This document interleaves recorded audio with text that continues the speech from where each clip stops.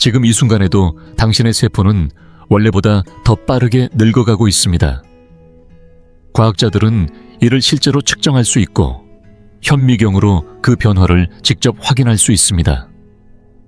당신이 숨을 들이마실 때마다, 음식을 먹을 때마다, 그리고 스트레스를 느끼는 매 순간마다 DNA 끝을 보호하던 작은 보호막은 점점 더 짧아지고 있습니다.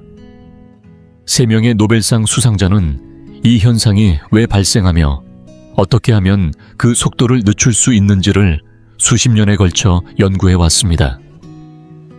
엘리자베스 블랙번 박사는 우리 몸의 세포 하나하나에 생물학적 시계가 존재한다는 사실을 밝혔고, 요시노리 오스미 박사는 손상된 세포 부위를 스스로 분해하고 회복하는 작용이 있다는 것을 입증했으며, 벤키 라마크리슈난 박사는 세포 속 단백질 공장이야말로 젊음을 유지하는 핵심 열쇠임을 보여주었습니다. 이 모든 과정을 돕는 열쇠는 놀랍게도 여러분의 부엌 안에 있는 아주 평범한 음식들입니다. 이런 음식들이 우리 DNA와 직접 소통하며 세포의 스스로를 회복하고 노화성 질환으로부터 몸을 지키라고 명령할 수 있다는 사실, 이제는 과학이 분명히 증명하고 있습니다. 본격적으로 노벨상 수상자들이 권장한 식품들을 알아보기 전에 오늘 이 영상을 처음 보신 분이라면 구독을 눌러주세요. 과학적으로 입증된 건강 정보를 지속적으로 받아보실 수 있습니다. 그리고 어느 지역에서 시청 중이신지도 댓글로 알려주세요. 전 세계의 건강한 삶을 꿈꾸는 시청자들과 소통하는 것을 저희는 진심으로 소중하게 생각합니다. 엘리자베스 블랙번 박사는 노벨 생리의학상을 수상했습니다. 그녀는 세포 속에 존재하는 텔로미어와 텔로머레이즈라는 효소의 존재를 밝혀내며 인간의 세포가 어떻게 늙어가는지를 과학적으로 증명했습니다. 신발끈 끝에 있는 플라스틱 마개처럼 텔로미어는 DNA 말단을 보호하는 뚜껑과 같은 역할을 합니다. 그런데 이 마개는 세포가 피부를 재생하고 상처를 치유하며 감염을 막기 위해 분열할 때마다 점점 짧아지게 됩니다.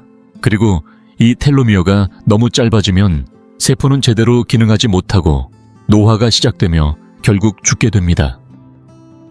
이렇게 세포가 기능을 잃게 되면 심장질환, 알츠하이머, 당뇨병, 암 등 우리 삶을 위협하는 질환들이 일어나기 시작합니다. 블랙번 박사의 연구는 세계적인 의학 저널들에 게재되었고, 만성 스트레스가 텔로미어를 훨씬 더 빠르게 닳게 만든다는 사실을 밝혔습니다. 심리학자 알리사 에펠 박사와 함께 진행한 연구에서는 만성 질병을 돌보는 어머니들의 텔로미어가 실제 나이보다 생물학적으로 10년이나 더 늙어 보였고, 돌봄 기간이 길수록 스트레스를 많이 느낄수록 텔로미어는 더 짧아졌습니다.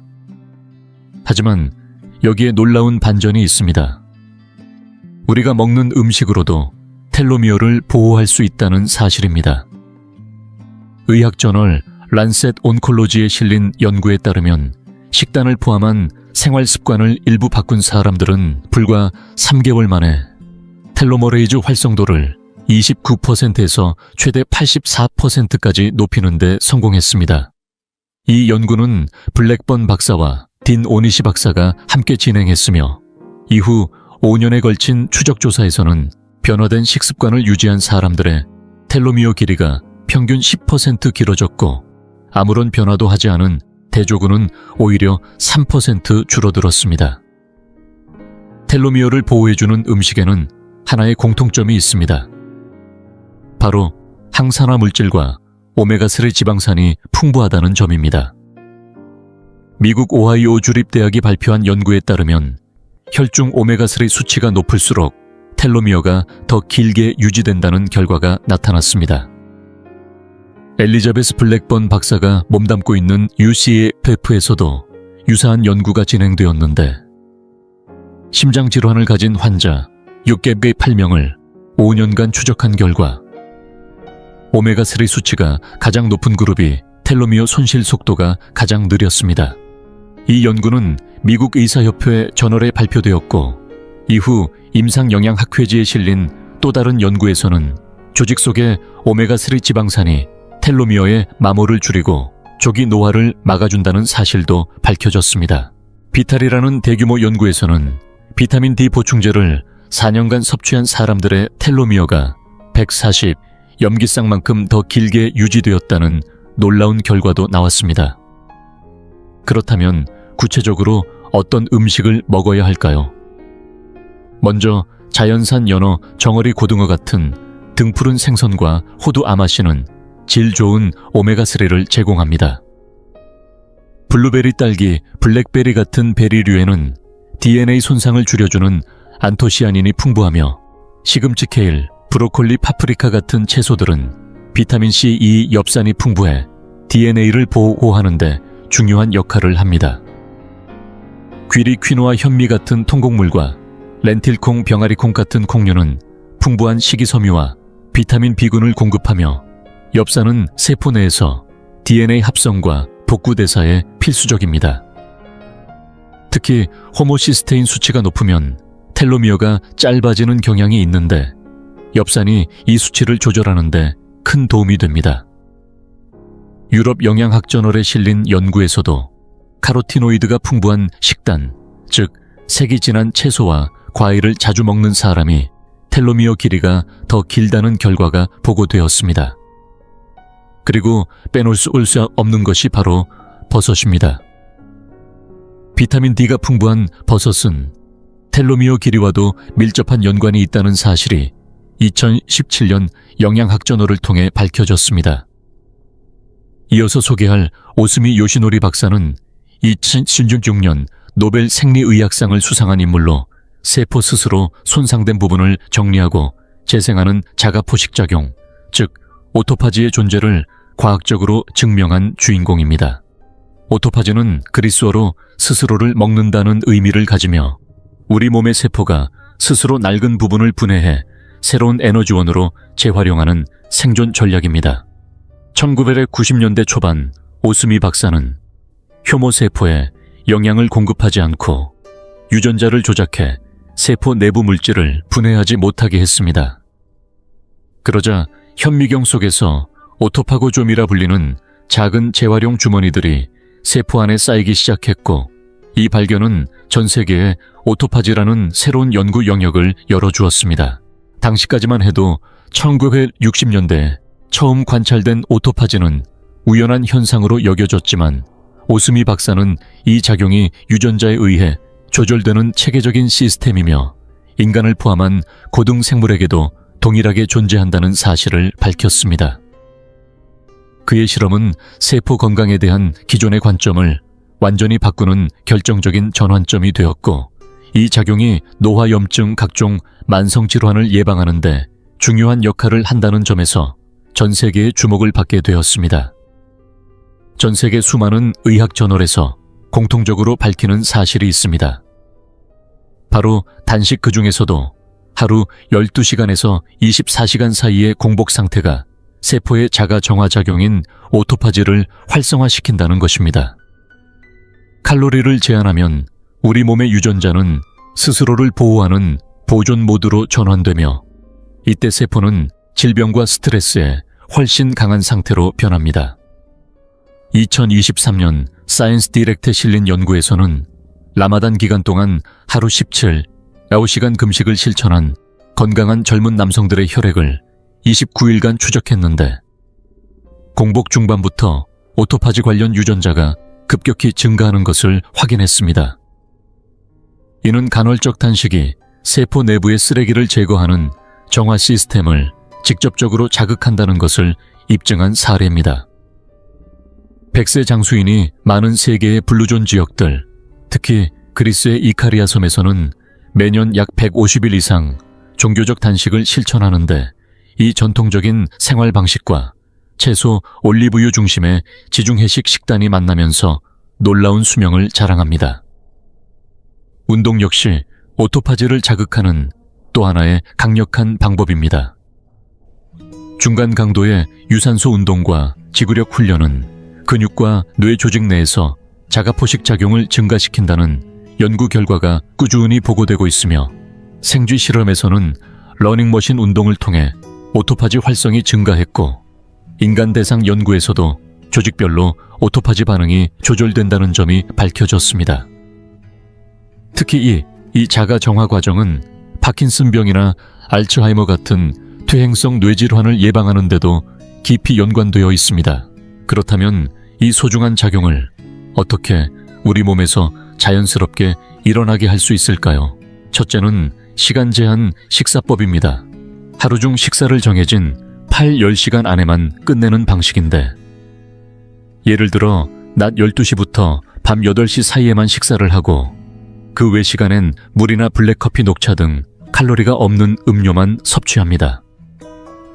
이렇게 공복 시간이 16시간 정도 유지되면 간에 저장된 글리코겐이 고갈되고 오토파지가 본격적으로 작동합니다. 또한 식사 간 간식을 줄이고 한 끼와 다음 끼 사이에는 최소 4-5시간 정도 간격을 두어야 이 정화 시스템이 방해받지 않습니다. 그리고 음식을 먹을 때에도 오토파지를 도와주는 식재료를 선택해야 합니다. 예를 들어 녹차는 EGEG라는 성분이 있어 오토파지를 촉진하고, 브로콜리, 방울양배추, 콜리플라워 같은 십자화과 채소에는 설포라판이 들어있어 세포 정화 경로를 자극합니다. 핵심은 반복과 일관성입니다. 우리 몸은 한 번의 시도로는 반응하지 않으며 정기적이고 지속적인 공복 시간과 영양소 선택을 통해서만 진짜 정화 시스템이 가동됩니다. 이러한 세포의 작동 원리는 리보솜의 연구에서도 동일하게 나타납니다. 노벨 화학상을 수상한 벤키 라마크리슈난 박사는 토머스 스타이츠, 아다 요나트와 함께 리보솜의 원자 구조를 밝히며 세포 속에서 단백질을 생성하는 이 작은 공장이 어떻게 생명을 유지하는지를 입증했습니다. 리보솜은 DNA의 유전 정보를 해독해 단백질로 전환하고, 이 단백질은 우리 몸의 조직을 구성하고 손상을 회복하며 면역 기능을 수행하고 생명을 유지하는 수천 가지 과정을 이끕니다. 즉, 우리 몸의 모든 단백질은 리보솜에서 시작됩니다. 건강한 리보솜은 세포가 효율적으로 단백질을 생성할 수 있게 해주며, 이는 조직의 탄력을 유지시키고 면역력을 강화하며 나이 들어감에 따라 발생하는 기능 저하를 늦춰줍니다. 라마크리슈난 박사는 엑스레이 결정학을 활용해 리보솜 구조를 원자 단위로 밝혔으며, 이 리보솜 기능이 올바르게 유지되도록 돕는 것이 곧 수명과 건강 수명의 연장을 의미한다는 사실을 네이처 커뮤니케이션스에 실린 연구를 통해 입증했습니다. 리보솜의 기능을 오랫동안 건강하게 유지하려면 양보다 질에 초점을 맞춘 단백질 섭취가 핵심입니다. 리보솜이 단백질을 만들어내는데 반드시 필요한 아미노산을 공급하려면 자연산 생선 방목된 달걀 적당량의 목초 사육 육류, 그리고 햄프시드나 스피루리나와 같은 식물성 단백질을 균형 있게 섭취하는 것이 좋습니다. 하지만 아무리 좋은 단백질이라도 과도하게 섭취하면 오히려 세포에 부담을 주어 역효과를 낼 수 있습니다. 연구에 따르면 체중 1kg당 0.8에서 1g 사이의 단백질 섭취가 리보솜 기능을 가장 잘 유지시키는 것으로 나타났습니다. 또 하나 중요한 영양소는 마그네슘입니다. 리보솜이 제대로 작동하려면 마그네슘이 충분히 필요하며, 호박씨, 아몬드 시금치, 그리고 카카오 함량 70% 이상의 다크 초콜릿에 풍부하게 들어있습니다. 예를 들어 호박씨 4분의 1컵만 섭취해도 하루 필요량의 절반 가까이를 채울 수 있습니다. 여기에 비타민 B군이 풍부한 음식도 리보솜의 RNA 생성을 도와줍니다. 짙은 잎이 채소 아보카도, 그리고 렌틸콩이나 병아리콩과 같은 콩류는 엽산과 다양한 비타민 B군을 풍부하게 함유하고 있어 세포 대사와 단백질 합성에 큰 도움을 줍니다. 더불어 열량을 적당히 제한하는 것도 중요한 전략 중 하나입니다. 네이처 커뮤니케이션스에 발표된 동물 실험에 따르면 열량을 절제하면 리보솜 생산에 드는 에너지를 줄여 세포가 회복과 복구에 더 많은 자원을 사용할 수 있게 되며 이는 수명 연장으로 이어진다는 결과를 보였습니다. 이와 함께 반드시 고려해야 할 요소는 수면입니다. 네이처 뉴로사이언스에 실린 연구에서는 노년층의 수면 부족이 리보솜 활동을 크게 방해한다는 사실이 밝혀졌으며 리보솜을 포함한 세포 복구 과정은 대부분 수면 중에 일어납니다. 그러므로 하루 최소 7시간에서 8시간 정도의 충분한 숙면을 유지하는 것이 필수적입니다. 여기에 더해 꾸준한 신체 활동, 특히 저항성 근력 운동은 단백질 합성을 더욱 효율적으로 만들어줍니다. 나이가 들어도 리보솜이 활발하게 작동하도록 도와주며 근육량을 유지하고 세포 재생 능력을 높여주는 효과가 있습니다. 이러한 식단과 생활 습관은 앞서 언급한 노벨 수상자들의 연구 내용과도 완벽히 일치합니다. 영양이 풍부한 식단, 충분한 수면, 적당한 운동, 그리고 절제 있는 식사 방식이 함께 어우러질 때 세포 속의 단백질 공장은 수십 년 동안 멈추지 않고 건강하게 작동할 수 있습니다. 자, 지금부터 이 과학 기반의 건강 습관을 일상 식단으로 실천해 보세요. 아침 식사로는 달걀 2개와 함께 시금치와 토마토를 살짝 볶아 곁들이고 블루베리 한 줌과 따뜻한 녹차 한 잔을 함께 드세요. 점심에는 다양한 채소가 어우러진 샐러드에 병아리콩과 호박씨를 더하고 올리브유와 레몬즙으로 드레싱을 해보세요. 퀴노아나 현미를 사이드로 곁들이면 더욱 완벽합니다. 저녁에는 연어나 고등어 같은 지방이 풍부한 생선을 주 2, 3회 섭취하고 브로콜리와 방울양배추를 찐 채소로 고구마나 렌틸콩을 함께 곁들이면 좋습니다. 간식이 필요할 때는 호두와 베리류, 카카오 함량이 높은 다크 초콜릿 또는 후무스를 곁들인 생채소가 훌륭한 선택이 됩니다. 중요한 것은 식사의 타이밍입니다. 밤 8시 이전에 식사를 마치고 다음날 정오까지 공복을 유지하면 총 16시간의 단식 시간이 확보되어 세포의 오토파지가 활성화되며 몸은 음식 소화가 아닌 복구와 재생에 집중할 수 있게 됩니다. 이 시간 동안에는 물, 블랙커피, 녹차 등 칼로리가 없는 음료만 섭취해야 효과를 극대화할 수 있습니다. 이건 마법의 음식이 아닙니다. 이건 바로 당신 몸속 보이지 않는 수십억 개의 세포를 움직이는 정밀한 생명기계에 연료를 공급하는 진짜 음식입니다. 이 식품들은 당신의 DNA 끝을 보호하고 손상된 세포를 정화하며 단백질을 만들어내는 공장인 리보솜의 기능을 유지시켜줍니다.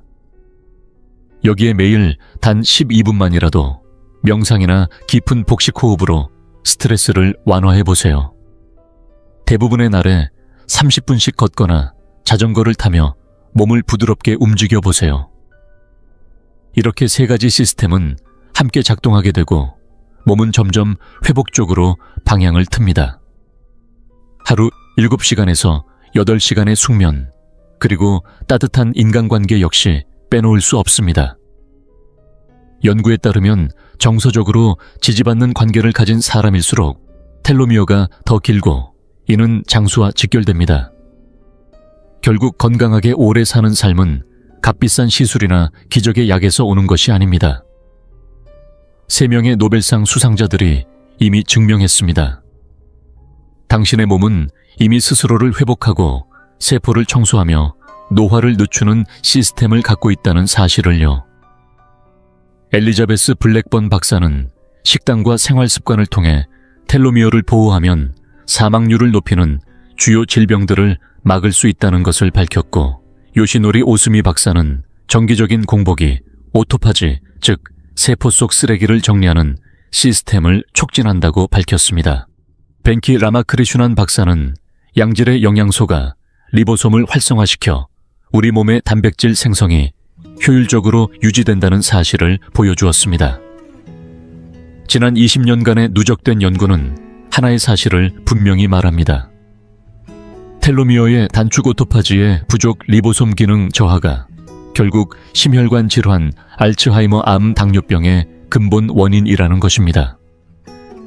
이건 이론이 아닙니다. 수천 건의 논문과 실제 연구로 뒷받침된 노벨 상급의 과학입니다.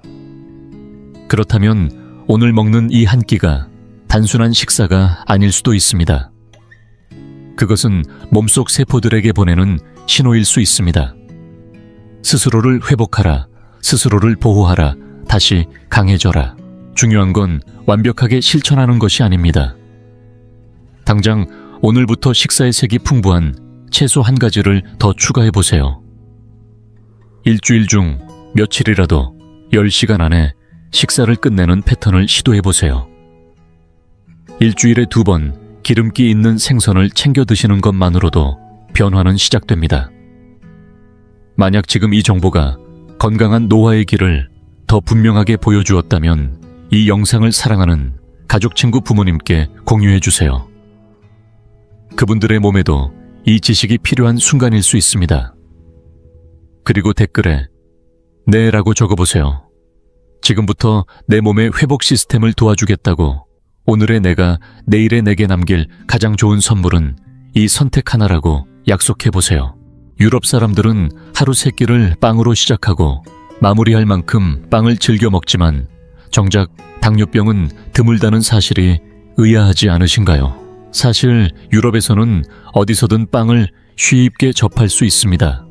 이른 아침 햇살이 부엌 창을 비추는 시간, 프랑스 가정에서는 바삭하게 구운 바게트를 꺼내 진한 커피 한 잔과 함께 하루를 시작합니다.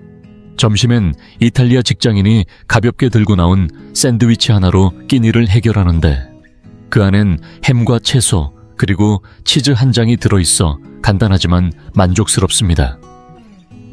오후에는 영국 사람들이 고요한 분위기 속에서 홍차를 음미하며 곁들인 스콘과 잼을 즐깁니다. 저녁 식사 시간에는 독일 가정 식탁에 빠짐없이 등장하는 호밀빵과 소시지 감자 샐러드가 하루의 마무리를 장식합니다.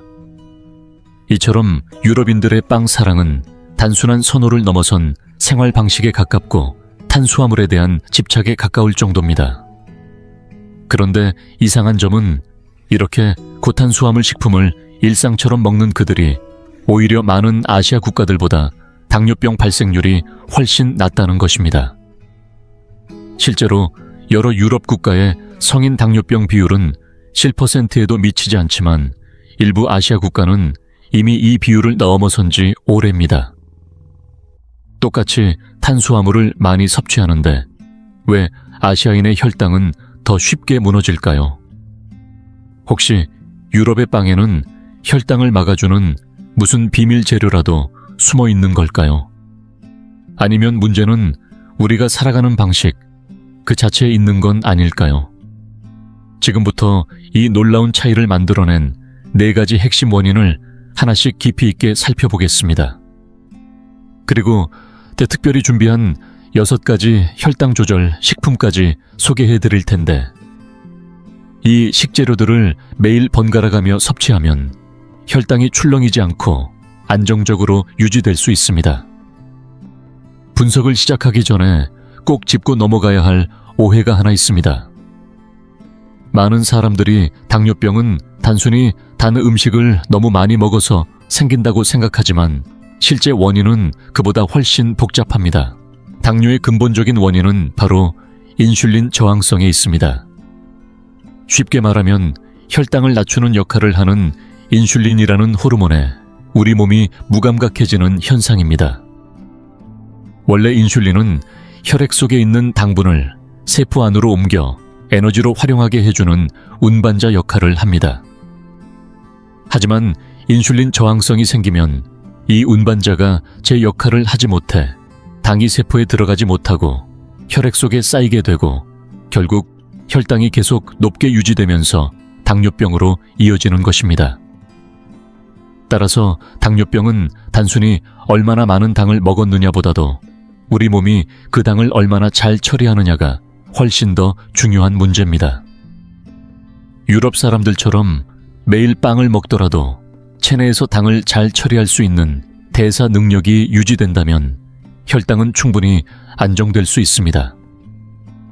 첫 번째 핵심은 빵의 종류가 완전히 다르다는 점이며 모든 빵이 같은 방식으로 몸에 작용하는 것은 아니라는 사실입니다. 한국에서도 점점 주목받고 있는 통밀빵과 호밀빵처럼 전통적으로 오래 발효한 빵은 혈당을 급격히 올리지 않는 특징을 지니고 있습니다. 특히 천연 발효종으로 충분한 시간을 들여 숙성한 빵은 소화 속도가 느려 혈당의 흐름을 안정적으로 잡아주는 역할을 합니다. 한입 베어 무는 순간 통밀에 남아있는 껍질과 배아의 고소한 향이 입안에 퍼지고 그 안에 풍부하게 들어있는 식이섬유가 장 속에서 조용히 일을 시작합니다. 이 섬유질은 전분이 빠르게 분해되는 것을 막아주어 포도당이 천천히 방출되게 만들며 혈당은 마치 완만한 언덕을 오르듯 서서히 상승할 뿐 갑자기 치솟지 않습니다. 여기에 자연 발효 과정에서 생성된 유기산은 또 하나의 조절 장치처럼 작용하여 전분 분해 속도를 한 번 더 늦추고 식후 혈당 곡선을 더욱 부드럽게 만듭니다.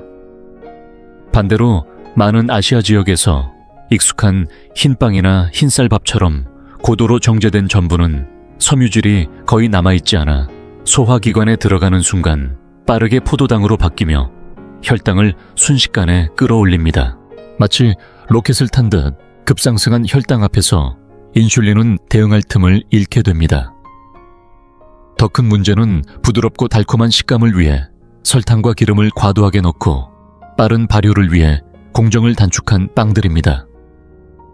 이런 빵은 맛은 좋아졌을지 몰라도 몸속에서는 혈당을 흔드는 보이지 않는 폭탄이 되어 반복적으로 쳤다 내렸다 하는 혈당 변동을 만들고 결국 췌장 기능에 부담을 주어 당뇨의 씨앗을 키우게 됩니다. 실제로 미국에서 당뇨 진단을 받은 김민정 씨는 독일이 아닌 한국 여행 중에도 비슷한 경험을 했다고 전합니다.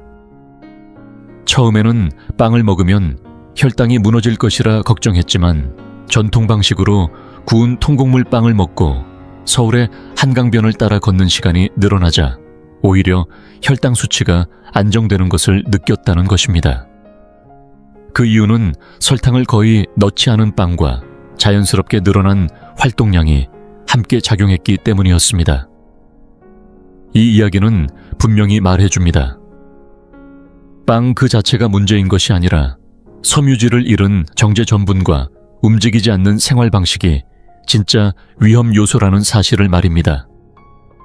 두 번째 핵심은 바로 식사의 조화입니다. 서구 사람들은 식탁 위에 놓인 한 조각의 빵도 절대 혼자 등장하지 않습니다. 언제나 다양한 영양소가 어우러진 조합으로 함께 나오죠. 마치 몸속 혈당을 다스리는 황금 팀워크 같습니다. 예를 들어 서울의 한 브런치 카페를 떠올려 보세요. 바삭하게 구운 통밀빵 위에 부드러운 아보카도 으깬 것을 얹고 그 위로 훈제 연어를 살짝 얹습니다. 옆엔 방울토마토와 양상추 잣이 곁들여진 색색의 샐러드 한 접시. 이 한 접시에 담긴 복합적인 식재료는 단순히 입맛만 사로잡는 게 아닙니다. 혈당 관리에 핵심적인 역할을 하죠. 단백질과 지방은 탄수화물의 소화를 늦추고 채소의 식이섬유는 당의 흡수를 지연시켜줍니다. 결국 식사가 위에서 천천히 소화되며 포도당이 서서히 흘러나와 혈당이 갑작스레 치솟는 걸 막아주는 겁니다. 연어와 달걀은 고품질 단백질을 제공하고 아보카도와 들기름은 몸에 좋은 지방산을 공급해줍니다. 이런 균형 잡힌 식단에서는 탄수화물이 나쁜 게 아니라 탄수화물을 어떻게 함께 먹느냐가 중요한 것입니다. 더불어 그들은 가급적이면 자연에 가까운 식품 가공이 덜 된 본래의 재료를 선호합니다. 아침마다 신선한 채소와 제철 과일을 먹고 호두나 아몬드 같은 견과류는 항상 곁에 두고 즐깁니다. 드레싱조차도 인공 소스보다는 향긋한 참기름이나 올리브 오일 한 방울로 충분하죠. 이러한 재료들은 비타민, 미네랄, 항산화 성분이 풍부하고 면역 기능과 대사 균형을 돕는 식이섬유도 듬뿍 들어 있습니다. 반면 한국의 도시에서 바쁘게 사는 직장인의 식단을 보면 걱정이 앞섭니다. 출근길에 편의점에서 달달한 가공 우유 하나와 부드러운 단팥빵 하나로 아침을 해결하고 점심은 달고 기름진 소스를 얹은 흰쌀 도시락에 짠 국물과 튀김 반찬. 오후엔 달달한 카페라떼, 퇴근 후엔 포장마차에서 튀김과 맥주로 마무리. 이렇게 하루 종일 섬유질은 거의 없고 정제 탄수화물과 설탕만 과잉 섭취된다면 혈당이 불안정해지는 건 시간 문제입니다. 게다가 지금은 시중에 나와 있는 식품들의 가공 수준도 높아졌습니다. 제과점에 달콤한 빵부터 편의점 과자, 탄산음료, 빙수, 간편식, 도시락까지 숨겨진 당과 식품 첨가물이 생각보다 훨씬 많습니다. 이런 음식들을 오랜 시간 섭취하면 우리 몸 안에서 만성염증이 조용히 시작됩니다. 몸 안에서 불씨가 꺼지지 않는 거죠. 결과적으로 인슐린 저항성이 증가하고 당뇨병의 위험은 점점 더 가까워집니다. 이와는 대조적으로 유럽 전통 식단의 대표격인 지중해식 식사는 아주 이상적입니다. 정제되지 않은 곡류, 다양한 채소와 과일, 견과류, 올리브유, 그리고 적당량의 해산물과 유제품이 어우러진 구성은 하루 식단으로 부족함이 없습니다. 이 식단은 단순히 맛있는 식사 그 이상으로 건강한 혈당 유지와 염증 억제에 효과적이라는 연구 결과가 수없이 발표되고 있으며 실제로 당뇨병 및 심혈관 질환의 발병률을 크게 낮추는 것으로 알려져 있습니다. 이처럼 식단의 조화와 식재료 선택만으로도 혈당을 조절하고 몸의 균형을 맞추는데 큰 도움이 됩니다. 그리고 중요한 건 이런 식생활은 어렵지도 비싸지도 않다는 것입니다. 지금 당장 우리가 먹는 한 끼를 다시 구성해보는 것, 거기서 모든 변화가 시작됩니다. 세 번째로 주목할 점은 바로 일상의 습관입니다. 유럽 사람들이 혈당을 잘 관리하는 데는 식사 자체보다도 그 이후의 행동이 큰 영향을 미칩니다. 특히 식후에 가볍게 걷는 습관은 거의 일상화되어 있죠. 서울의 한강변을 따라 저녁 무렵 가족들이 산책하는 모습을 떠올려 보세요. 혹은 경주의 골목길이나 전주의 한옥마을처럼 식사 후 자연스럽게 이어지는 산책 문화가 있는 곳에서는 특별히 운동하려 애쓰지 않아도 몸이 부드럽게 움직입니다. 이런 습관은 겉보기에 단순하지만 혈당 조절에 아주 효과적입니다. 우리가 밥을 먹은 뒤 혈액 속의 포도당 농도가 서서히 오르기 시작하는데 이때 가만히 앉아 있으면 포도당이 몸속에 머무는 시간이 길어집니다. 반면 식후에 몸을 살짝 움직여주면 근육이 포도당을 에너지로 빨아들이듯 사용하면서 혈중 농도가 자연스럽게 낮아집니다. 그래서 옛말에 밥 먹고 천천히 걸으면 오래 산다는 말이 괜히 생긴 게 아닙니다. 이처럼 식후의 산책은 혈관 속 당분의 출구를 만들어주는 셈입니다. 게다가 그들은 하루의 생활 리듬도 꽤 안정적입니다. 대부분의 가정에서는 아침, 점심, 저녁이 정해진 시간에 이루어지고 늦은 밤에 폭식하거나 과식을 하는 일은 드뭅니다. 보통 저녁 식사는 해가 지기 전 대략 6시에서 7시 사이에 끝나고 음식의 양도 많지 않으며 소화가 잘 되는 재료들로 구성됩니다. 물론 이따금씩 고소한 치즈나 진한 와인, 달콤한 디저트를 즐기기도 하지만 그들은 적당함을 아는 사람들입니다. 한두 입으로 만족하고 그것이 삶의 즐거움이라는 것을 알기에 과하게 몰두하지 않죠. 그렇게 절제 속의 즐거움을 아는 태도가 곧 건강을 지키는 태도이기도 합니다. 이 말은 곧 잠자리에 들기 전까지 몇 시간은 충분히 위장을 비우는 시간이 확보된다는 뜻이 됩니다.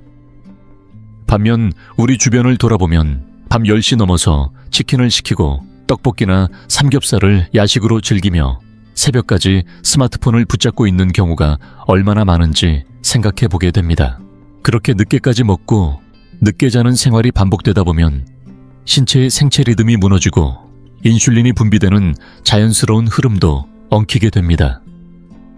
결국 몸은 점점 혈당을 조절하는 능력을 잃어가고 작은 흔들림 하나에도 쉽게 불안정해지는 상태에 이르게 됩니다. 이처럼 식사 후에 작은 산책, 일정한 식사 시간, 늦은 밤에 절제된 습관, 이 모든 것들은 단순한 생활 태도 같지만 사실은 혈당과 건강을 좌우하는 결정적인 열쇠가 됩니다. 그리고 이 열쇠는 누구나 지금부터 당장 손에 쥘 수 있는 것들이죠. 혈당 관리는 특별한 약이나 복잡한 식단이 아니라 내가 어떻게 하루를 보내는가에 달려 있습니다. 무심코 넘기기 쉬운 또 하나의 요인은 바로 스트레스와 수면입니다. 유럽 사람들은 일과 삶의 균형을 중요하게 여기고 저녁이 되면 가족과 함께 보내는 시간을 소중히 여깁니다. 조명을 낮추고 차분한 음악을 틀며 하루를 정리하거나 따뜻한 차 한 잔과 함께 조용히 책을 읽는 시기죠. 이러한 정서적 안정과 충분한 수면은 몸속 호르몬의 흐름을 안정시켜 혈당 조절 능력을 유지하는 데 큰 역할을 합니다.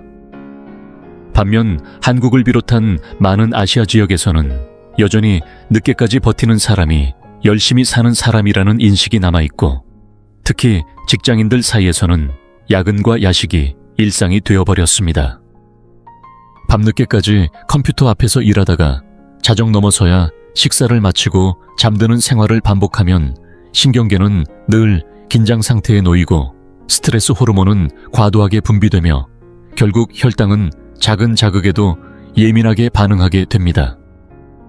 처음엔 피로일 뿐이던 것이 언젠가부터 공복 혈당을 올려놓는 시작점이 되는 것입니다.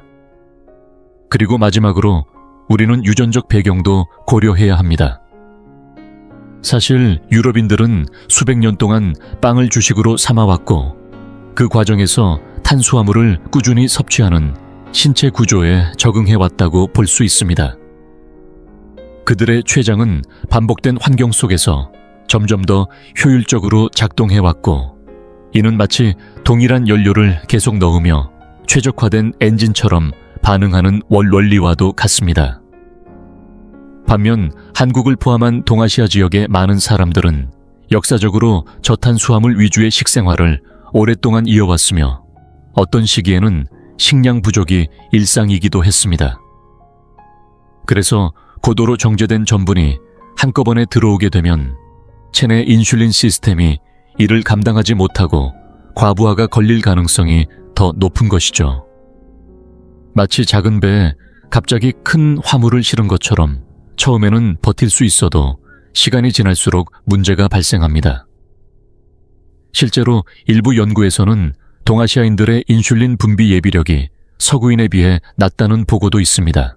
하지만 중요한 건 이러한 유전적 차이는 어디까지나 가능성일 뿐이라는 점입니다. 후천적인 생활 습관이 좋다면 이 위험은 얼마든지 상쇄될 수 있습니다. 오히려 타고난 체질을 과신하며 관리하지 않는 것이 더 큰 문제일 수 있습니다. 결국 유전은 우리가 선택할 수 없는 조건이지만 식사와 수면 움직임은 스스로 바꿔나갈 수 있는 선택입니다.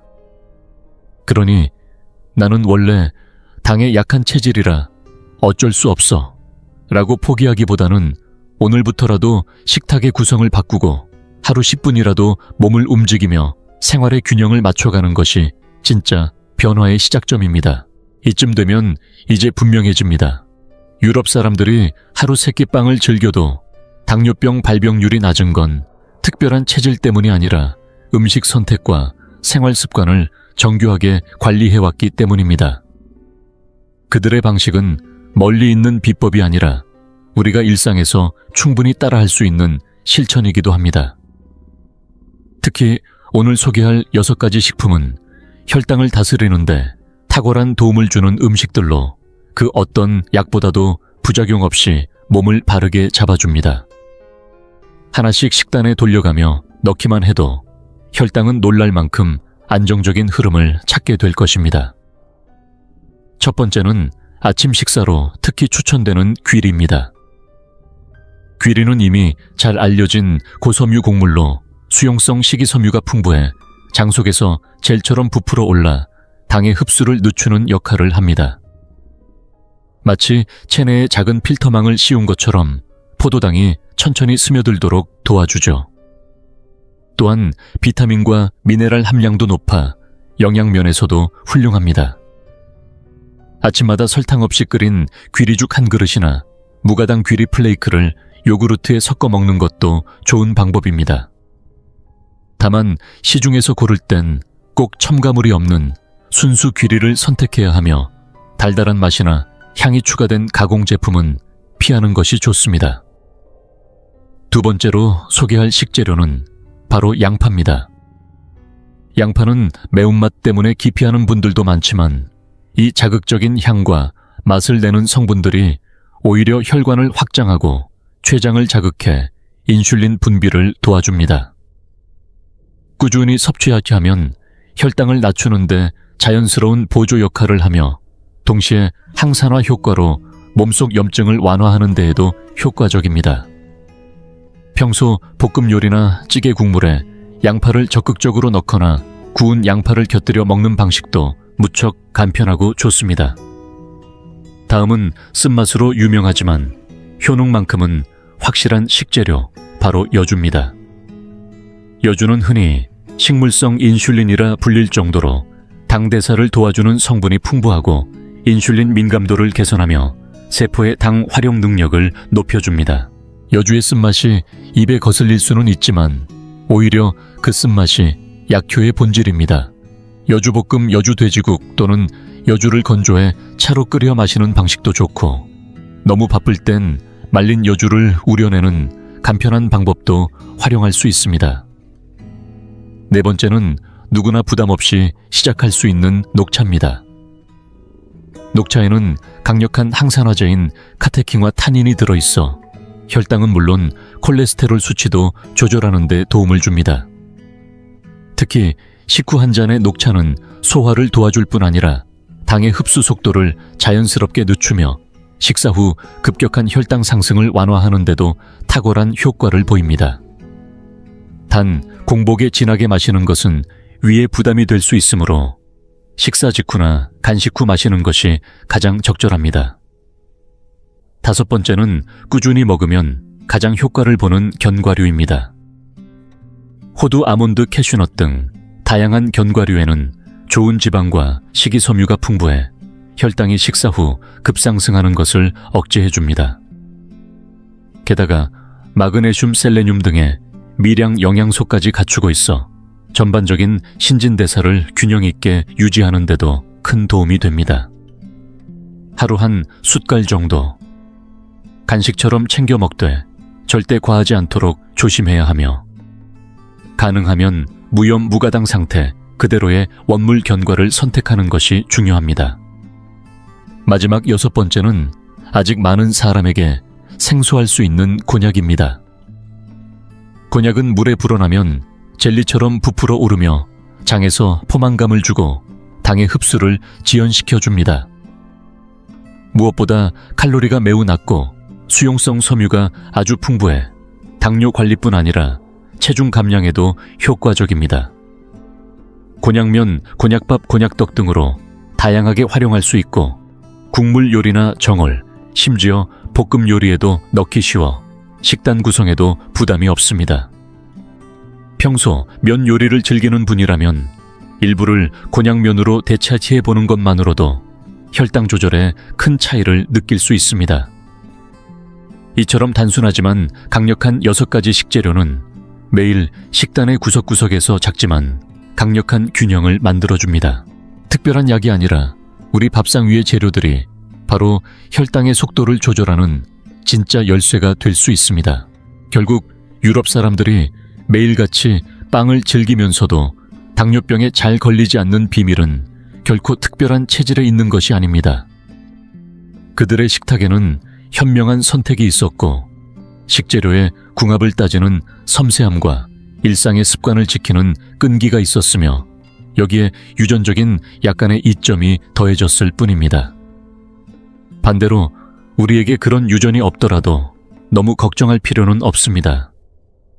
왜냐하면 혈당은 결국 우리가 어떤 방식으로 먹고 어떻게 움직이며 얼마나 지속적으로 관리하느냐에 따라 얼마든지 안정시킬 수 있기 때문입니다. 정제된 설탕이나 흰쌀, 흰밀가루 같은 탄수화물은 조금 줄이고 대신 통곡물이나 섬유질이 풍부한 자연 식재료를 중심으로 식단을 바꿔보는 것만으로도 몸의 반응은 달라집니다. 한 끼 한 끼가 균형을 갖추도록 챙기고 식사 후 가벼운 움직임을 통해 소화를 돕는 습관을 들이는 것도 혈당 안정에 큰 도움이 됩니다. 예를 들어 아침 식사로는 귀리죽을 곁들이고 점심 반찬에는 양파를 살짝 볶아 넣고 오후에는 녹차 한 잔으로 속을 달래며 저녁 요리에는 여주를 더하고 간식으로는 견과류를 한 줌 정도 챙기고 필요하다면 곤약으로 밥이나 면의 양을 조절하는 것만으로도 혈당은 눈에 띄게 안정될 수 있습니다. 이런 식단 구성이 결코 어렵지도 맛이 없지도 않다는 점에서 더욱 반가운 변화입니다.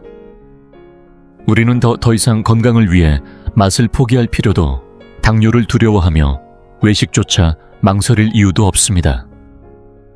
맛있는 음식을 충분히 즐기면서도 혈당을 다스리는 법, 이미 해답은 여러분의 식탁 위에 있습니다. 오늘부터 조금씩 바꿔보세요. 당뇨병과 멀어지는 길, 결코 꿈이 아닙니다.